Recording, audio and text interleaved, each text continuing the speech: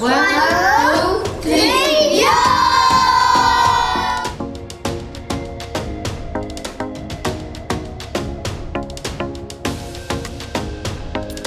गुढीपाडव्याला आपल्या नवीन वर्षाची सुरुवात होती. नवीन वर्षाची सुरुवात आपण मस्तपैकी दारामध्ये एक छानशी रांगोळी काढून सुरुवात करूया, म्हणजे दारातनं एक सकारात्मक ऊर्जा आपल्या घरात येईल. आता दरवाजामध्ये मी लक्ष्मीची पावलं आणि हे ओम चिन्ह आणलेलं आहे. आता हे आपण त्याचे एक शुभचिन्हांनी सुरुवात करूया. मी अशा पुस्तक घेते आणि त्यावर पाहते हे कसं व्यवस्थित उमटते का. झटपट होणारी मी मस्त माझ्या आवडीचं एक गुलाबाच्या फुलाची रांगोळी काढणार आहे. एकदा एक कच्ची आउटलाईन काढली की म्हणजे रंग भरायला आपल्याला सोपं जातं. राहिलेला हाताने भरायचं. रांगोळी काढणं हा माझा पहिल्यापासून अगदी छंद आहे. मला दारात एक छोटीशी सणसुद्धा असलं की रांगोळी काढल्याशिवाय चैनच पडत नाही आणि मग ती दिवसभर मी मस्तपैकी कितीतरी वेळा येऊन रांगोळी पाहते. कलेमध्ये केवढा आनंद आपला साठलेला असतो ना. रंगसंगती व्यवस्थित केली म्हणजे ते एक छान आकाराला कलाकृती तयार होते. अहो, तुम्हाला फार चांगली रांगोळी काढता येत नसेल तर एक साधं पान फुलसुद्धा तुम्ही छानपैकी काढू शकता. प्रयत्न तर करा. आम्ही सुरुवातीला असं काहीतरी छोटे छोटे रांगोळी काढूनच हे शिकलेलो आहोत.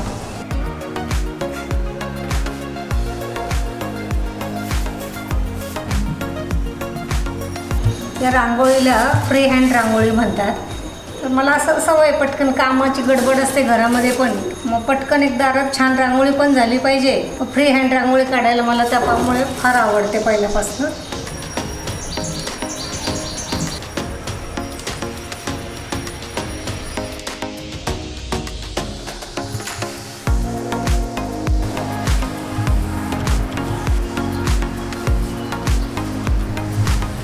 मस्तपैकी गुलाबाचं फूल काढून झालेलं आहे. आता थोडंसं वय वाढलं आहे, जास्त वेळ बसवत नाही आहे, पण हौसेला मात्र मोल नसतं. आता चला, आपल्याला पेटपूजा तर करायची आहे, देवाला नैवेद्य दाखवायचा आहे. आता आपण किचनमध्ये जाऊया. आम्ही आमच्या आजीसाठी एक सरप्राईज आणलं आहे. या.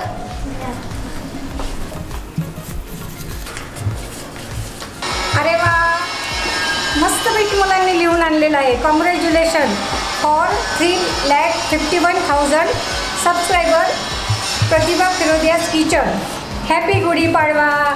छान, मुलांनी तर केवढा आनंद व्यक्त केला. याला म्हणतात खरं सरप्राईज. धन्यवाद मुलांनो. तुम्हाला एक एक चॉकलेट नक्की.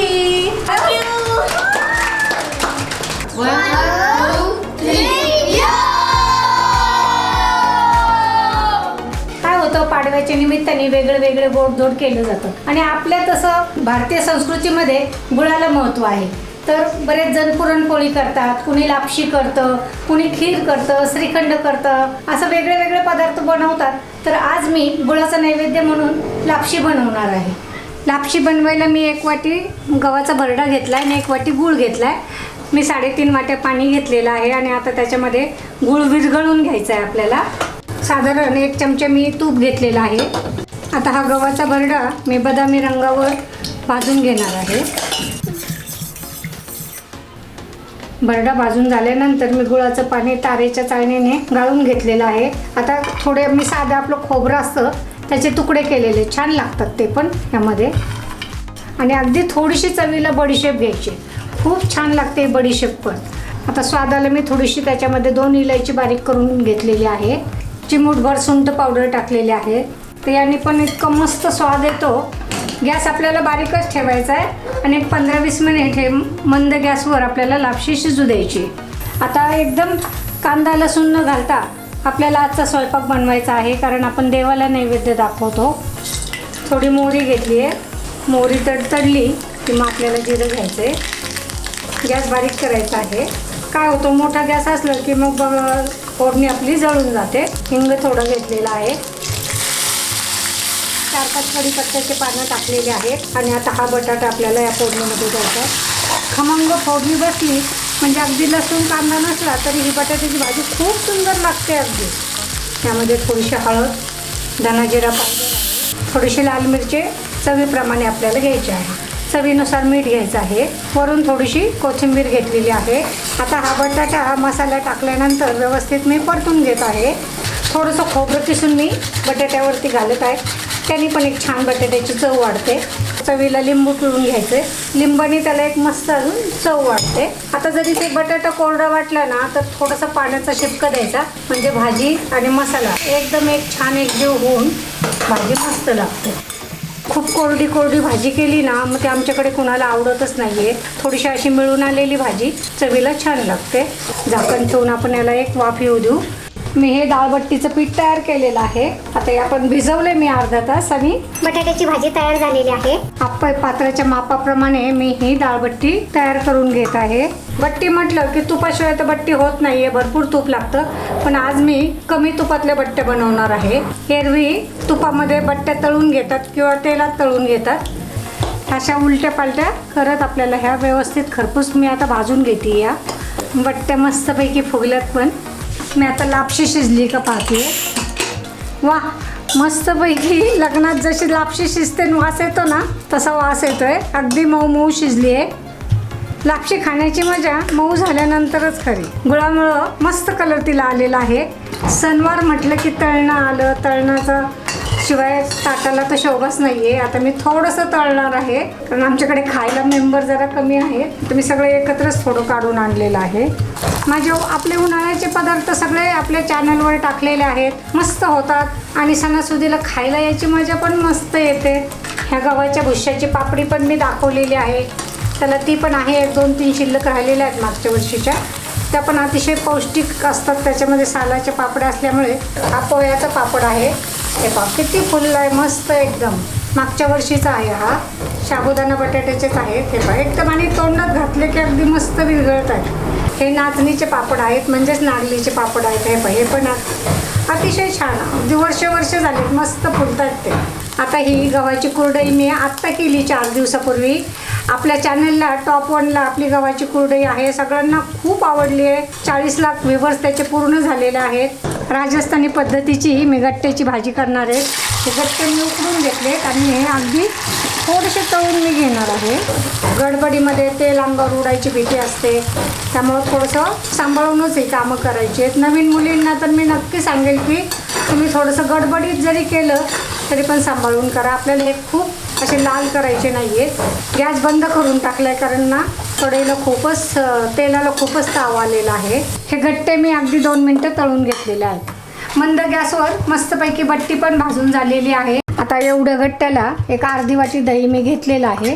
चवीनुसार मीठ घेतलेलं आहे. थोडी हळद पावडर घेतली आहे. थोडीशी मिरची पावडर घेतली आहे. धना जिरा पावडर घेतलेली आहे. फेटून घ्यायचे. गट्टे उकडून घेतले की त्याच्यामध्ये उकडलेलं पाणी निघतं. आज मी गट्टे वाफवून घेतलेत म्हणून माझ्याकडे उकडलेलं पाणी नाही आहे. तर मग मी थोड्या पाण्यामध्ये थोडंसं बेसन पीठ मिक्स करत आहे, म्हणजे त्या गट्ट्यांना एक दाटसरपणा येतो. थोडी मोहरी टाकली आहे, जिरे थोडेसे टाकलेले आहेत, हिंग घेतलेलं आहे. आता हे जे आपण दह्याचा मसाला तयार केला आहे ते यामध्ये घ्यायचा आहे आणि हे आपल्याला गॅस बारीक करायचा आहे आणि हे व्यवस्थित परतून घ्यायचे. कारण मग काय होतं, दही फाटू शकतं. थोडीशी कसुरी मेथी मी हातावर चुरगळून घेतलेली आहे. नंतर हे गट्टे यामध्ये सोडायचे आहेत आणि हे आपण जे बेसनचं पाणी केलेलं आहे ते पण यामध्ये घ्यायचं आहे. मंद आचेवर हे आता मस्तपैकी 5 मिनिट मी शिजून घेणार आहे. या वरणामध्ये मी हळद मीठ टाकलेलं आहे. बट्टीला बरोबर खाण्यासाठी मी फोडणीचं वरण करत आहे. साजूक तुपात मी फोडणी देत आहे. इथे थोडंसं मोहरी टाकली आहे, थोडेसे जिरे पण टाकलेले आहे. डाळ म्हणलं की हिंगाची तर फोडणी मस्त लागते. कढीपत्ता टाकलेला आहे. लाल तिखट आपल्याला आपल्या आवडीनुसार घ्यायचे. आपल्याला फार तिखट वरण करायचं नाहीये. चवीला यामध्ये गूळ घेतलेला आहे. आता आपल्याला हवं तसं हे पातळ करून घ्यायचं आहे. हे गूळ टाकलेलं वरण बट्टी बरोबर खायला अतिशय सुंदर लागतं. आपला आता गट्ट्याची भाजी पण पाहतो मी एक मिळून आलेली आहे. हे बंद करून टाकते गॅस, म्हणजे तो मसाला असा त्यामध्ये छानपैकी मुरून जाईल. वरणामध्ये कोथिंबीर घेतली आहे.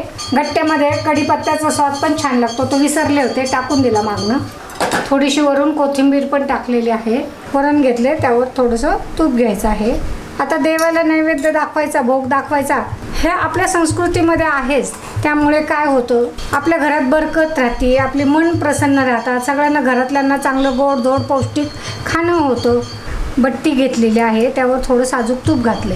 वरण भातावर मस्तपैकी साजूक तूप घातलेलं आहे, बट्टीवरती साजूक तूप घातलेलं आहे. आपलं हे गुढीसाठी नैवेद्याचं ताट केलेलं आहे. यामध्ये मी मस्तपैकी गुळाची लापशी बनवलेली आहे, डाळबट्टी बनवलेली आहे, त्यासोबत गट्ट्याचा साग बनवलेला आहे. आपल्या सगळ्यांची महाराष्ट्रातली आवडती म्हणजे बटाट्याची भाजी बनवलेली आहे आणि त्यासोबत वरण भात पण सगळ्यांना खूपच आवडतो आणि आपले वाळवण्याचे पदार्थ आहेत. आता आपण हा नैवेद्य गुढीला दाखवूया. फाल्गुन महिन्यामध्ये पानगळ होते आणि चैत्र महिना सुरू व्हायला आला की नवीन पालवी फुटायला सुरुवात होते. निसर्गही पहा ना, म्हणजे काय आहे आपलं गुढीपाडव्याची सुरुवात आणि चैत्र पालवी हे आपल्याला निसर्ग काय संदेश देतोय की ही पानगळ गेली म्हणजे पहिले वाळलेली पानं ती गळून पडतात आणि नवीन पालवी फुटते. आपल्या जीवनाचंही असंच आहे की आपल्या जीवनामध्ये पूर्वीची काय आलेली मरगळ असेल ती तुम्ही सोडून द्या आणि पाडव्याच्या निमित्ताने परत नवीन उत्साहाने जोमाने कामाला लागा.